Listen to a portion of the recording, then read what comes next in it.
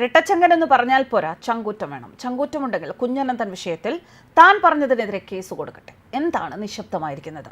പിണറായി സർക്കാരിനെ വെല്ലുവിളിച്ച് KM ഷാജി രംഗത്ത്. ഞാൻ ഈ ആരോപണങ്ങളൊക്കെ ഉന്നയിച്ചിട്ടും എന്തുകൊണ്ടാണ് എൻ്റെ പേരിൽ ഒരു അന്വേഷണം പോലും പ്രഖ്യാപിക്കാത്തത്? എനിക്കെതിരെ എന്തെല്ലാം കള്ളക്കേസുകളുണ്ട്. അപ്പോൾ എന്തുകൊണ്ടാണ് ഈ വിഷയത്തിൽ മാത്രം എനിക്കെതിരെ കേസ് കൊടുക്കാത്തത്? പാർട്ടി സെക്രട്ടറി വെല്ലുവിളിച്ചല്ലോ കേസ് കൊടുക്കുമെന്ന്. എന്നിട്ട് എന്താണ് കേസ് കൊടുക്കാത്തത്? കുഞ്ഞനന്തൻ്റെ മരണം മാത്രമല്ല, കണ്ണൂരിലെ മറ്റു പല മരണങ്ങളും കൊലപാതകമാണെന്ന് ആവർത്തിക്കുകയാണ് അഴീക്കോട് മുൻ MLA മുസ്ലിം ലീഗ് നേതാവുമായ KM ഷാജി. അദ്ദേഹം പറയുന്നതിൽ 100% കാര്യങ്ങളുണ്ട്. എന്തെങ്കിലും ഒരു ചെറിയ കാര്യം എതിരെ പറഞ്ഞാൽ, പിണറായി സർക്കാരിനെതിരെ പറഞ്ഞാൽ അവരെ കള്ളക്കേസിൽ കുടുക്കി അല്ലെങ്കിൽ അവർക്കെതിരെ കേസ് കൊടുത്ത് അവരെ നിശബ്ദരാക്കുന്ന പതിവ് എന്തുകൊണ്ട് ഇവിടെ പിണറായി സർക്കാർ അവലംബിച്ചില്ല? കേരളത്തിലെ CPM അവസാനിക്കാറായി. ബംഗാളിലും ത്രിപുരയിലും തീർന്നു. ഇനി ഇവിടെ അവശേഷിക്കുന്നുള്ളൂ. അതും തീർന്നേ മതിയാകും. അവസാന പ്രതീക്ഷയുടെ വഴി അടയ്ക്കുകയാണ് മനു ചെയ്തത് എന്ന് KM ഷാജി. P ജയരാജനെ വിശ്വസിക്കേണ്ട എന്ന് മനു തുറന്നു പറഞ്ഞു. സത്യസന്ധൻ, കൊള്ളാവുന്നവൻ എന്ന് P ജയരാജനെ കുറിച്ച് താൻ തന്നെ പലവട്ടം പറഞ്ഞിട്ടുണ്ട്. അതെല്ലാം തിരുത്തി. പിണറായി വിജയൻ CPMന്റെ അന്തകനാണ്, അന്ത്യകൂദാശ നടത്താൻ എത്തിയ ആളാണ്. മാണിക് സർക്കാരാണ് ബംഗാളിൽ CPMനെ തീർത്തത് എങ്കിൽ ഇവിടെ അതിനുള്ള നിയോഗം പിണറായിക്കാണ് എന്ന് തുറന്നു പറഞ്ഞിരിക്കുകയാണ് KM ഷാജി. പലരും പലതും തുറന്നു പറയാൻ തുടങ്ങിയിരിക്കുന്നത് പിണറായി സർക്കാരിന് പാരയാവുകയാണ്. ആ തിരിച്ചറിവിന്റെ വ്യക്തമായ തെളിവാണ് TP വധക്കേസിലെ കുറ്റവാളികൾക്ക് ലഭിക്കുന്ന സ്വാതന്ത്ര്യം. ഇവരുടെ വെളിപ്പെടുത്തലുകൾ ഉണ്ടാക്കുന്നതിനേക്കാൾ വളരെ ചെറിയ പ്രത്യാഘാതങ്ങളെ ഇവരെ പുറത്തുവിട്ടാൽ ഉണ്ടാകൂ എന്ന ഒരു തിരിച്ചറിവിലാണ് പാർട്ടി അത്തരമൊരു നീക്കം നടത്തിയത്.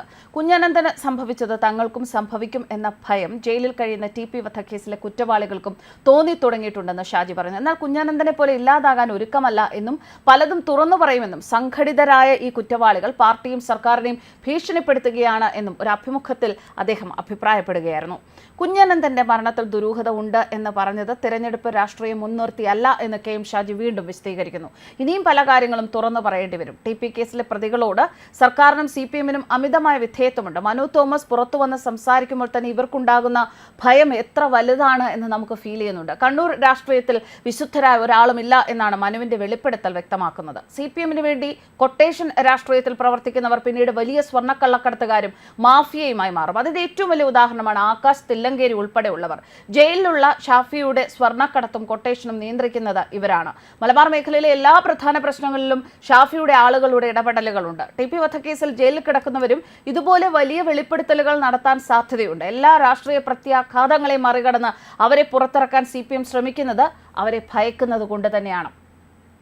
കുഞ്ഞനന്തന്റെ മരണം മാത്രമല്ല, മരണങ്ങളുടെ ഒരു പരമ്പര തന്നെ പരിശോധിക്കപ്പെടേണ്ടതുണ്ട് എന്ന് KM ഷാജി പറയുന്നു. കുഞ്ഞനന്തൻ വഴി വേറെയും ആളുകൾ കൊല്ലപ്പെട്ടിട്ടുണ്ട്. ഫസലിന്റെ കൊലപാതകവുമായി ബന്ധപ്പെട്ട് 3 പേർ കൊല്ലപ്പെട്ടു എന്ന് പറഞ്ഞത് അന്വേഷണ ഉദ്യോഗസ്ഥനായ DYSP തന്നെയാണ്. ബംഗാളിൽ പോയി നന്ദിഗ്രാം ഉൾപ്പെടെയുള്ള സ്ഥലങ്ങൾ സന്ദർശിച്ചു. അവിടുത്തെ ഭീകരത നേരിട്ട് കണ്ടറിഞ്ഞു. അതിനേക്കാൾ ഭീകരമായ കൊലപാതക ശൃംഖലകൾ കണ്ണൂരിലുണ്ട്. ഉദ്യോഗസ്ഥരെ സസ്പെൻഡ് ചെയ്യേണ്ടി വരുന്ന തരത്തിലുള്ള പ്രത്യാഘാതം ഈ സംഭവത്തിൽ ഉണ്ടായി. ഇത് അറിയാമായിരുന്നിട്ടും സർക്കാർ അവരെ പുറത്തിറക്കാൻ മുതിർന്നു. കുറ്റവാളികളെ പുറത്തിറക്കിയാൽ ഉണ്ടാകുന്ന ആരോപണത്തെക്കാളും വലുതാണ് അവർ എന്തെങ്കിലും തുറന്നു പറഞ്ഞാൽ CPM അനുഭവിക്കേണ്ടി വരിക. അതിനേക്കാൾ നല്ലത് അവരെ പുറത്തുവിടുന്നതാണ്. കുഞ്ഞനന്തന്റെ അവസാന ഘട്ടത്തിൽ അദ്ദേഹത്തിന്റെ നില മാറിയിരുന്നു. തനിക്ക് പലതും തുറന്നു പറയേണ്ടി വരും എന്ന് അദ്ദേഹം പറയാൻ തുടങ്ങിയിരുന്നു. ചിലർ സുഖിക്കുമ്പോൾ ഞങ്ങൾ ജയിലിൽ കിടന്ന് അനുഭവിക്കുകയാണ് എന്നൊക്കെ പറയാൻ തുടങ്ങിയതിന് പിന്നാലെയാണ് കുഞ്ഞനന്തൻ ഇല്ലാതായത് എന്നറിയണം. ഇതേ അവസ്ഥയിലേക്കാണ് ബാക്കിയുള്ളവരും നീങ്ങുന്നത്. എന്നാൽ കുഞ്ഞനന്തനെ പോലെ അല്ല അവർ. കുഞ്ഞനന്തൻ തനിച്ചായിരുന്നു, എന്നാൽ ഇവർ ഒറ്റക്കെട്ടായി നിൽക്കുകയാണ് എന്ന് KM ഷാജി. കണ്ണൂർ ജയിലിനെ കുറിച്ച് തനിക്ക് കൃത്യമായി അറിയാം. ഞാൻ അവിടുത്തെ MLA ആയിരുന്നു. കുഞ്ഞനന്തൻ ഭക്ഷ്യവിഷബാധയേറ്റ് ആശുപത്രിയിൽ കിടക്കുമ്പോൾ താൻ സന്ദർശിച്ചിരുന്നു. ഇങ്ങനെയുള്ള മരണങ്ങളെക്കുറിച്ച് പഠനം നടത്തേണ്ടതുണ്ട്. ഭക്ഷ്യവിഷബാധയേറ്റുള്ള മരണം, ക്ലിനിക്കൽ ഡെത്ത് ഉണ്ടാവുക, ഇതൊക്കെ രാജ്യാന്തര തലത്തിൽ തന്നെ ശത്രുക്കളെ ഇല്ലാതാക്കാൻ നടന്നുകൊണ്ടിരിക്കുന്നതാണ്. കുഞ്ഞാലി വധം അങ്ങനെയല്ലേ? കുഞ്ഞാലി സുരക്ഷിതനാണ് എന്ന് പറഞ്ഞ ആളുകൾ ആശുപത്രിയിൽ നിന്ന് തിരിച്ചുപോയി. എന്നാൽ കുഞ്ഞാലിയുടെ ശത്രുക്കളാണ് ആശുപത്രിയിൽ ഉണ്ടായിരുന്നത്. ഒടുവിൽ കുഞ്ഞാലി മരിച്ചു. നാദാപുരത്തെ ഷിബിൻ കേസിലും ഇതേ കാരണം തന്നെയാണ് നടന്നത്. മരണം സംഭവിക്കാൻ മാത്രം മാരകമായ മുറിവില്ലെന്ന് പോസ്റ്റ്മോർട്ടം റിപ്പോർട്ടിലുണ്ട്. അതുകൊണ്ടാണ് പ്രതികൾ രക്ഷപ്പെട്ടത്. ചോര വാർന്നാണ് ഷിബിൻ മരിച്ചത്.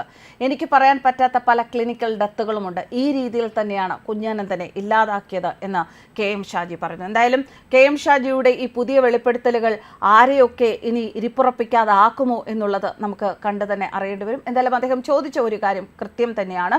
ഇത്രയും കാര്യങ്ങൾ പറഞ്ഞിട്ടും ഞാൻ പറഞ്ഞത് തെറ്റാണെങ്കിൽ എനിക്കെതിരെ കേസ് കൊടുക്കൂ എന്ന് അദ്ദേഹം തന്നെ വെല്ലുവിളിച്ചിട്ടും ആരും അനങ്ങാതിരിക്കുന്നത് എന്താണ് എന്ന ചോദ്യത്തിന് ഉത്തരം സർക്കാർ തന്നെ പറയേണ്ടി വരും. ന്യൂസ് ഡെസ്ക് കർമ്മ.